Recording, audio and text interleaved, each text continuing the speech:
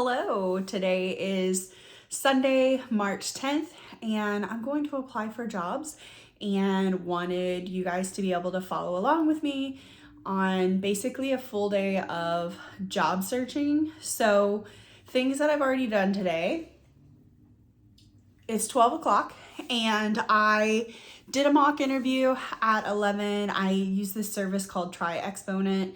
It's good if you're going into the tech industry. I basically only subscribe to it, not so much for the question bank, but the question banks are good.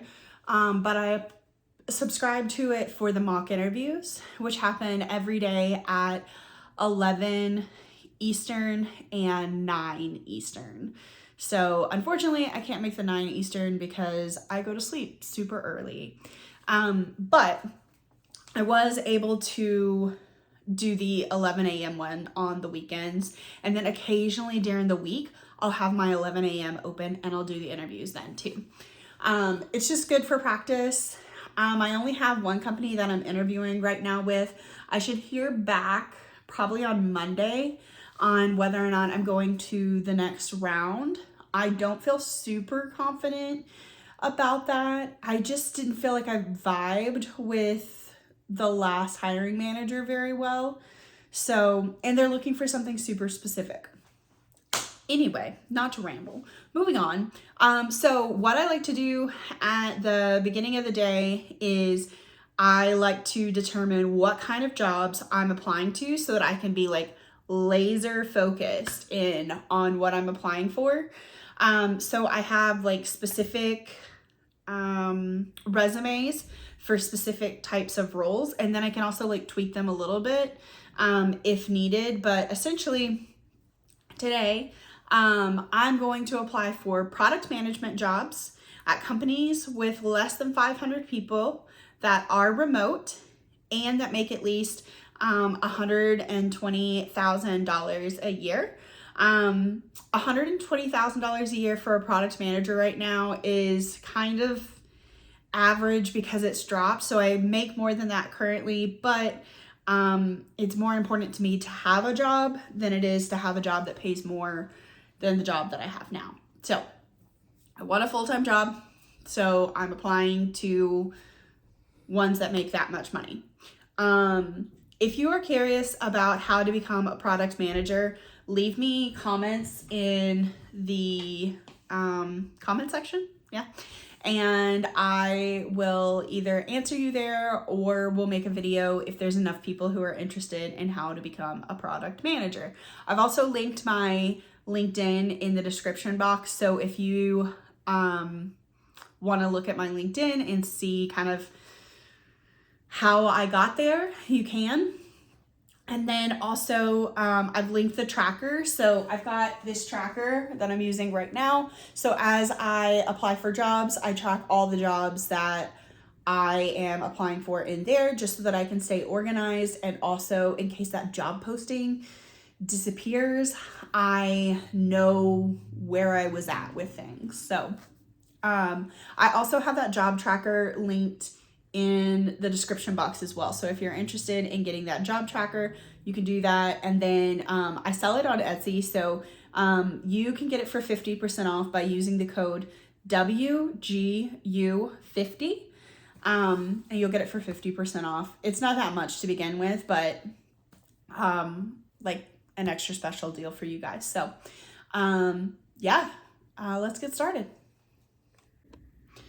Okay, so whenever I am mass applying, I use LinkedIn. There are other job sites or job boards that I use, but for mass applying, I still use LinkedIn. I hear Google has a really good job board, so you may want to check that out, but I use LinkedIn, and then I just go and find jobs that I'm interested in and apply. I also have this extension that I use that tells me how closely my resume aligns with the job description.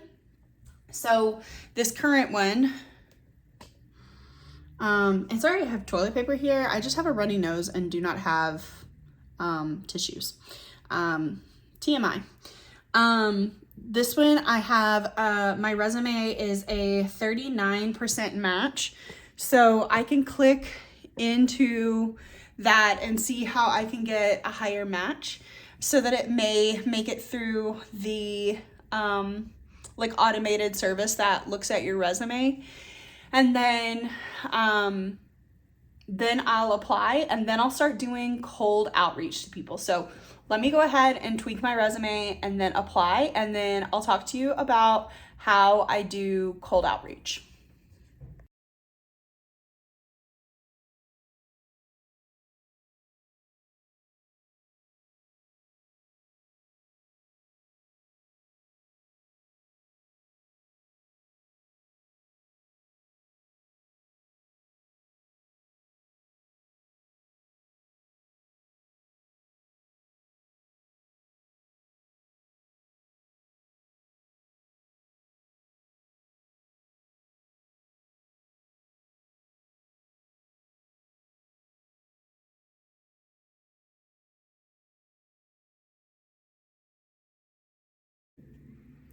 Okay, so I applied for the job. Now I'm going to do cold outreach. So if you bought my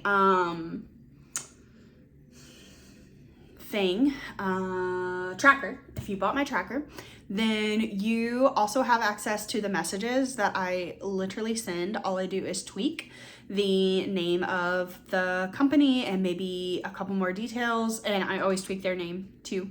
I have made a couple mistakes where I've accidentally not updated the name, and then I had to like delete the request, and then you can't send it for like 3 weeks, and so it's a total waste.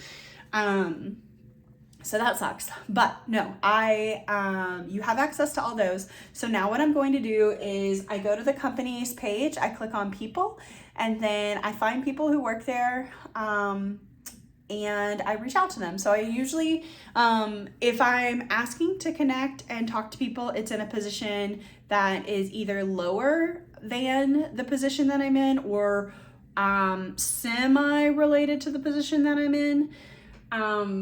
And then I will just ask them straight out for a referral. Now, the messages where I'm like trying to connect and learn more about the process and things of that sort are roles where I think that that person may have a hand in interviewing me. So that's people in the role that I'm currently applying for, people above the role that I'm currently applying for, people directly related to the role I'm applying for. So think like for product management, think like engineering lead, and then, and UX.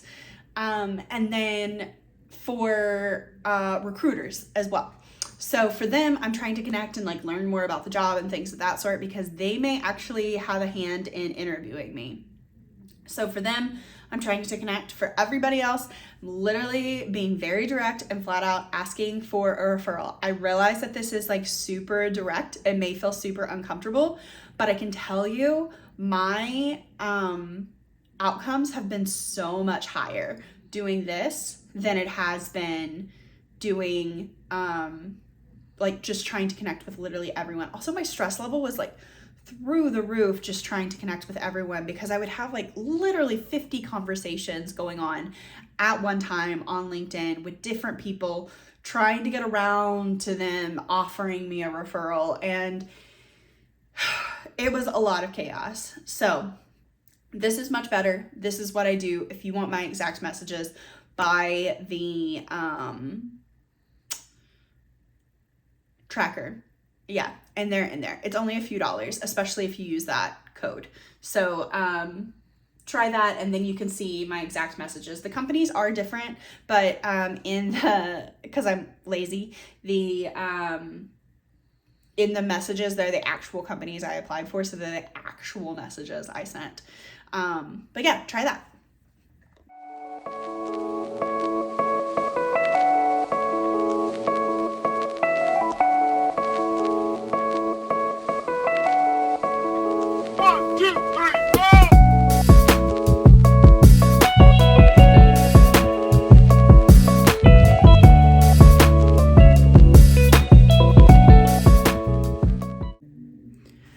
Okay, so I just reached out to 15 people at the company that I just applied for.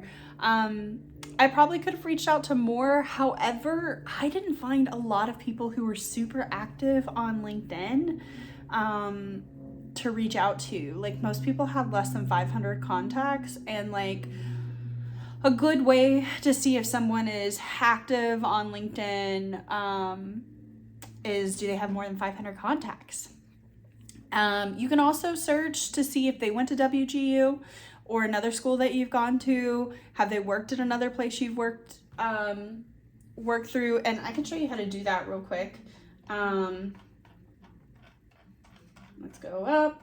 If you're looking at like an international company, then you want to also select that they're in the country that you're in. You can select where they studied. If WGU or another college that you went to doesn't pop up, you can hit the little add button, and I'm sure you can't really see, but at least you see that this is the area I'm talking about. And then type that in, and then they'll all show up down here, and then you can be like, in your message, you can be like, hey, I saw that you went to WGU. I'm also a WGU grad. I'm interested in your company. This is the position I'm interested in. Would you be willing to refer me? So yeah, that helps. I've done that a couple times. Actually, there's someone who recently referred me, who was a WGU grad and now a software engineer at a company I applied for. So it works. And it's less time consuming than, again, managing all of those relationships with people. I realize it's really direct, and you may get a message back telling you that it was really direct. However, most of the time people will just refer you, which is what you want in the first place. So you can apply to a lot more jobs whenever you have a lot more energy to devote to applying to jobs rather than managing relationships. So I'm going to continue to do that for the next few hours. So fun fact, I stopped recording for like 5 seconds, went to the bathroom, came back, and had someone accept my request to do a referral to the company I just applied for. So again, more to show you how well this works out. It's good. We like it. We do this. It's way less stressful. So try it. I promise it works. You may get a nasty comment or two back, but you know what? Probably never gonna see that person ever, unless you're applying for an in-person job, in which case, don't send the would you refer me to like the VP or CEO of your company. Like, don't do that. Apply like people who are in lower positions than what you would be applying for. That's the trick, because a lot of times they get a referral bonus and they need that bonus, right? That bonus is good for them. Sometimes it's like $1,000, and so they get $1,000 for referring you if you get hired. So they're happy to do so. So do that.